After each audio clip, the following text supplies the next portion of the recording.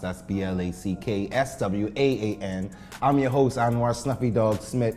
But today I'm also the Minister of Transport. Shout out the Cabinet, shout out the Click, shout out my niggas OGCG. And with that said, we got one of the ministers of the Cabinet out here today. We got the Minister of Contraband. Thank you. We got Smiley. What's going on, Smiley? Say what's up. Everything's cool, how's it going?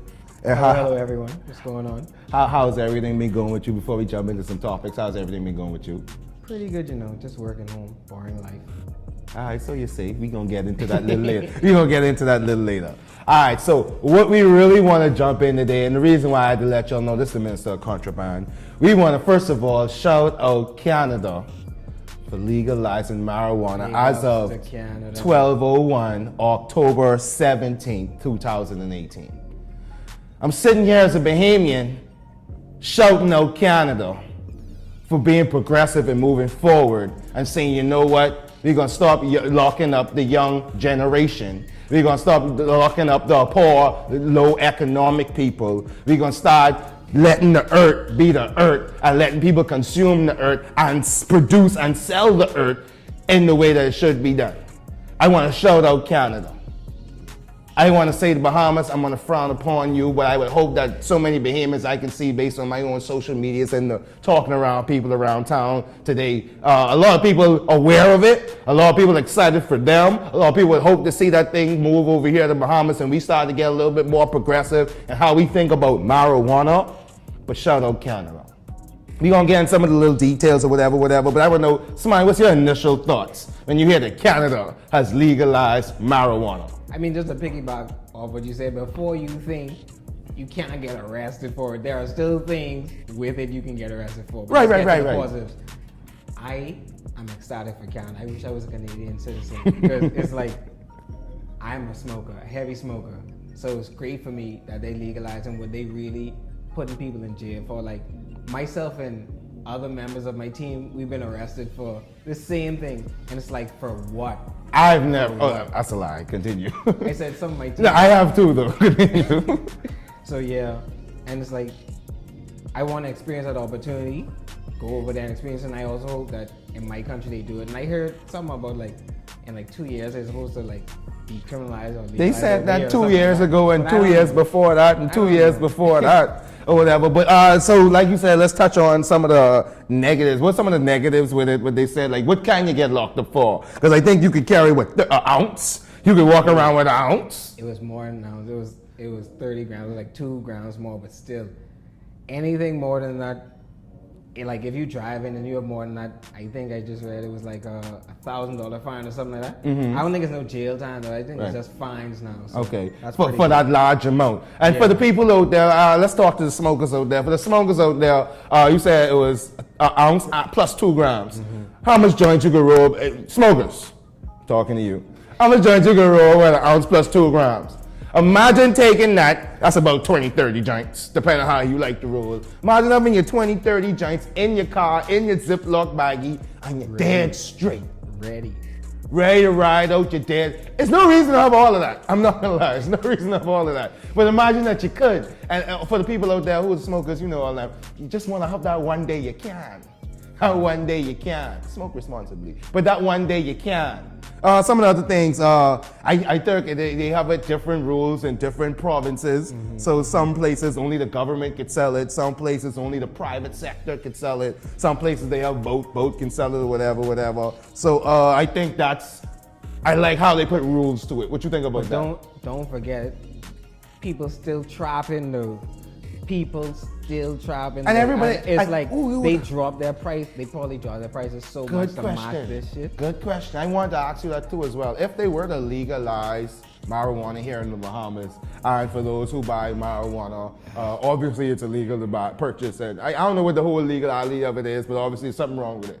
Do you think if they legalized it to the point where the government was in control and selling it, and maybe even stores and private sector selling it, do you think people will still go to the traps to buy their dope?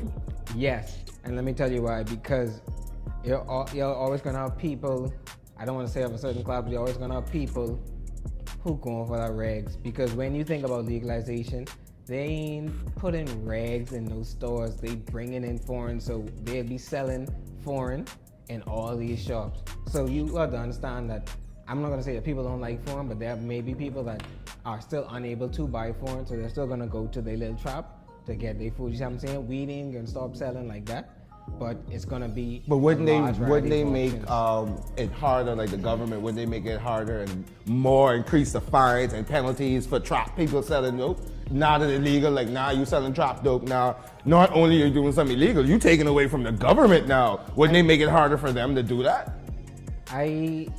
I think so, but how I look at it, I don't think it's gonna be like severe jail time. I think it's gonna be like corn. They charging you like 10 and 15 grand, easy. And And if I you know can't you. pay it, then you're gonna go. And to they can jail. take You your see what I'm dope too and sell it there back. But I know you, Smiley. You won't get into the trap no more once it get legal. You won't buy it inside a little container. If I get these good prices, these good I know prices. you. I had some foreign. Stop it. I know you. If they come with the medical tomorrow, I go in there, I can't sleep, I don't have no appetite, and I just be dizzy sometimes, and I need something to keep me. What? Medical card instantly. That's the next question I wanted to ask. Is it going to be like, is it recreational, like dog, you just smoke dope? Canada, yeah. In Canada? Or Yeah, is it, yeah, or you yeah. need to get a medical card? No, Or is it different? they're still doing medical marijuana because medical marijuana is like a different type of marijuana. But they have like recreational in some provinces. You can like smoke wherever you would smoke a cigarette, you can smoke a joint. But in like other provinces, you would have to go to like a park or like a designated smoking area, smoke in your mobile. Which or your don't home. sound that bad in my No, not at opinion all. anyway. But all right. So if they were to bring something like that here in the Bahamas, how do you envision it working? Like you said, we smokers. Me and this nigga, we smokers. How do you envision that working out in the Bahamas, where the Bahamas win, the smokers win, the young people who don't gotta get locked up for it no more, but don't get abused? But don't get abused, and now it's a smoking, I don't want to call it no other countries, but now you're just sitting everywhere smoking and walking everywhere. How do you get that even balance? To get that even balance in the country that we are in, because you gotta remember we in the Bahamas, you know, Right. people shiesty. Right. The governments are gonna have probably like a couple, because you know that's the government, they have to have one, and then you know they're gonna lease it to people. You know you have rich kids who ready to open dispensaries.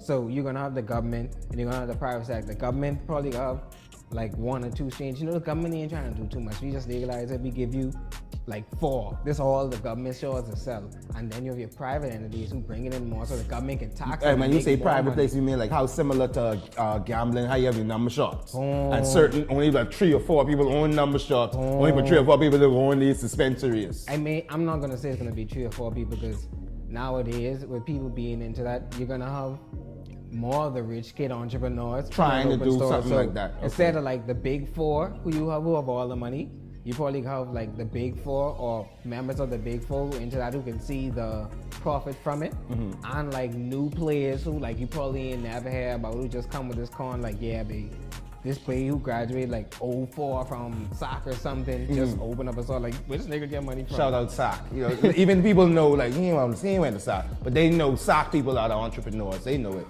But anyway, so I have a few questions. You brought up a couple good points. So I have a few questions now. So boom, let's talk about legalizing this in the Bahamas.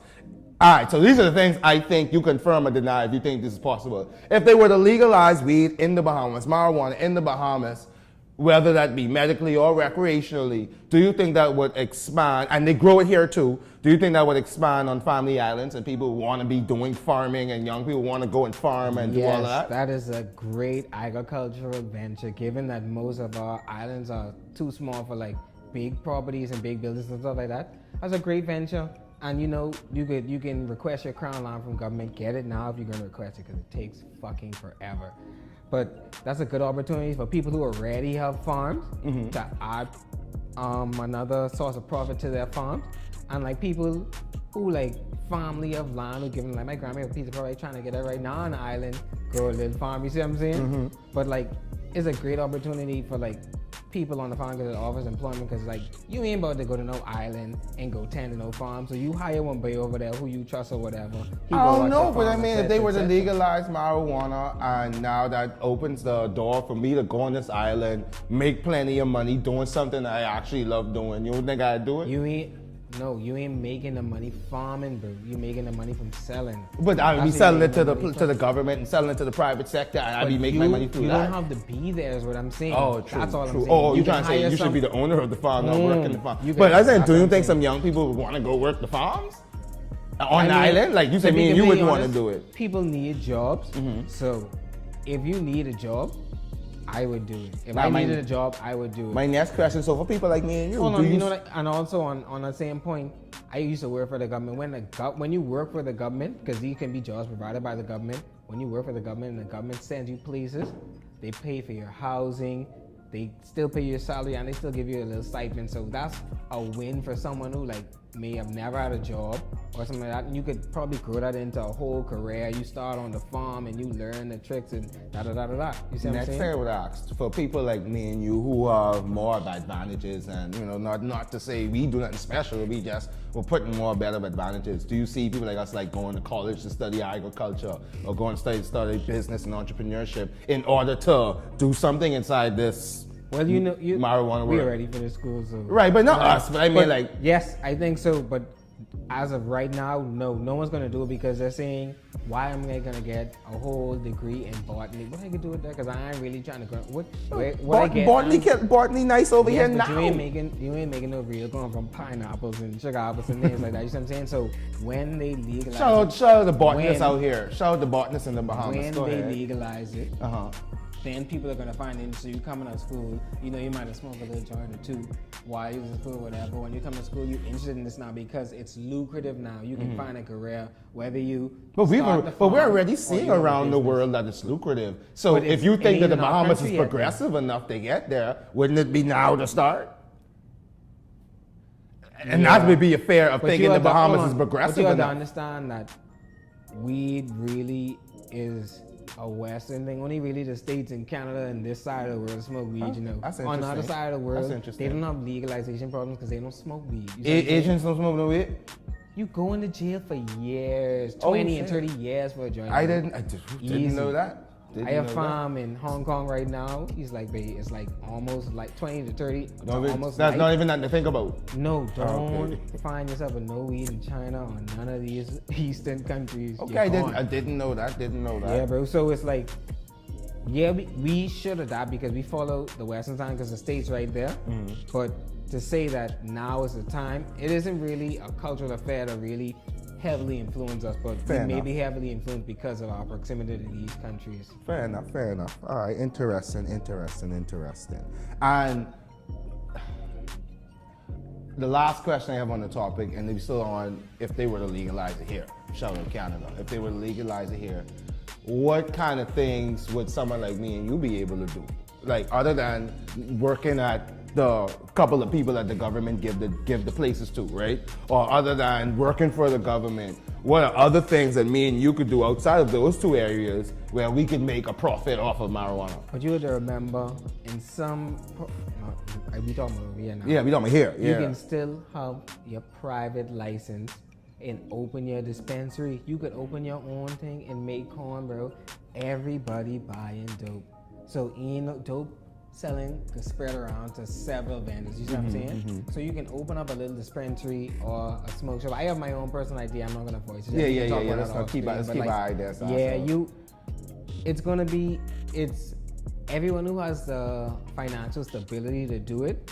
It's gonna be lucrative for them because in the beginning it's gonna be a race. You might have like 20 out the gate, and like you take out plenty behemoths go to the bank for plenty loans.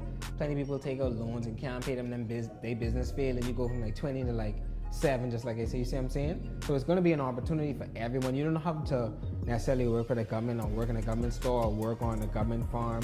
You can own your own farm. You could own your own dispensary. You see what I'm saying? That's a lot for you. So my last question, and we're gonna close out on this topic. You know the Bahamas. Whenever there's something new coming up now, they want to pass a law, pass something in existence. There's always some protesting, there's always some signs, there's always some lines and all that good stuff. If that came about here now, and this is a question I ask because I always get I know into where this you're with going, I know people. where you're going. So let me ask a question for the people who are listening. We always get into this like, yo, you smoke weed, and I don't know if you do or not, but you smoke weed and you support weed, even if you don't smoke weed, you support it. Would you be out there on the lines holding the signs for everybody to see, like the same way they was doing it for breast cancer, the same way they was doing it for gambling? Well, I heard the gambling people pay the people to be out there, but the same way they was doing it for that, the same way they was doing it for other things. Do you see, first of all, people on a large scale, and then I want to ask you, do you see yourself being out there? Go ahead. Is this before or after? Before. We're trying to get to that point. Given the society we live in, personally, no. You for you. No, it's a no for me. I'm not a marcher. I'm a petition guy. I'll super sign your petition. I'll donate some funds and everything, but You say always to go standing there and outside. march, no, because certain Bahamians are petty, and you don't want the wrong. Certain nigga most. You don't want the wrong people to see over there because it could affect your job. Because at that particular point, it's not legal. So, why I think a lot of these marches fail is because people are worried about, I wouldn't say about their image, but about their jobs. It's not about image, it's about your job. Because if your boss see you out there running on about gambling or running on about dope, so you smoke dope then. So you just gamble all your money away. Are you stealing money from me? Are you smoking dope my job, etc.? So you say so you saying like the culture of the Bahamas is not a negative impact from protesting on the whole, and that for you wouldn't even get you on the front line for something like marijuana, because that's one of the bigger issues. You say so it wouldn't get you. Do you think a number? I'll go to the meetings. Like I said, I'll sign the petitions. I'll donate, but to say to Be downtown. No. Do you think a large number of people would do it though, or not because of the same reasoning? Say if people really passionate about it and don't care about like the job aspect, like I care about it, you could easily get like 10,000 Bahamians. I am dead ass. Better numbers than I thought. If people don't worry about, because I honestly if they didn't worry, I think that's all it is. People worried about their jobs, bro, because it ain't legal, etc. But if that ain't a worry, etc., people will be out there because it ain't just about smoking weed. There's many aspects of weed. And that's what I was about to purposes say. And all the that's benefits. I think if a lot more people knew, like a lot of all the weed smokers, all the people who pro weed, right? If a lot more of I think they have lack of information. I think if a lot more pro-weed people knew the information, all the positive things that it could bring to the economy, positive things it could bring to the people, then it would be a lot more easier to argue with someone when they bring it up. And I think that's what holds us back. Like, we don't know all the information to share with somebody. So then it comes like people like me and you who might know a little bit more information. Now it's like, we got to fact check you, because not everybody knows this information. Exactly. So what I would like to encourage a lot of people, if you pro weed, not even say if you smoke weed, if you pro weed, go learn some information. So when the argument does come up in just the Bahamas, so in 5 to 10 years, at least you know some things, and you be able to stand for it, be able to defend it a little bit. Can I say one last thing on the Go point? ahead. You talked on me and you knowing a little bit. I think we know a lot more than the common person, because you should remember back in the day when everybody and their mother used to frown, and you had to fact check people daily on weed when people used to come to you. True. And that wasn't that long ago. Shout out Wiz Khalifa. Exactly, in my bro. opinion, Wiz Khalifa was the reason weed became popular and more comfortable to move. But OG smokers, OG cab growers, shout out to the cab, you really know what it is. So Yeah. So we spend a lot of time learning information. You gotta run on with your parents. You gotta run on with your woman. You gotta run on with your friends. Or your friends who feel like, oh yeah, what you doing with your life? And like, yo, we all got college degrees. We all got all right jobs. We want better jobs, so we got all right jobs. You know, and on the streets. Yeah, we ain't on the streets. We ain't getting locked pretty up. good in life. We might get arrested. We ain't get locked up. You feel me? So I'm like, come on, man. But all right, so hey. Good ideas. I love how you're thinking. Let's encourage more people. Get your information right. So if we go pro, let's go pro. Stop locking up these young people and poor people. Stop it. Remember, this is the Black Swaan Podcast. That's BlackSwaan. I'm your host, Anwar Sluffy Dog Smith. Shout out my nigga Smiley. Minister of Contraband, cabinet all day. And until next time, be easy.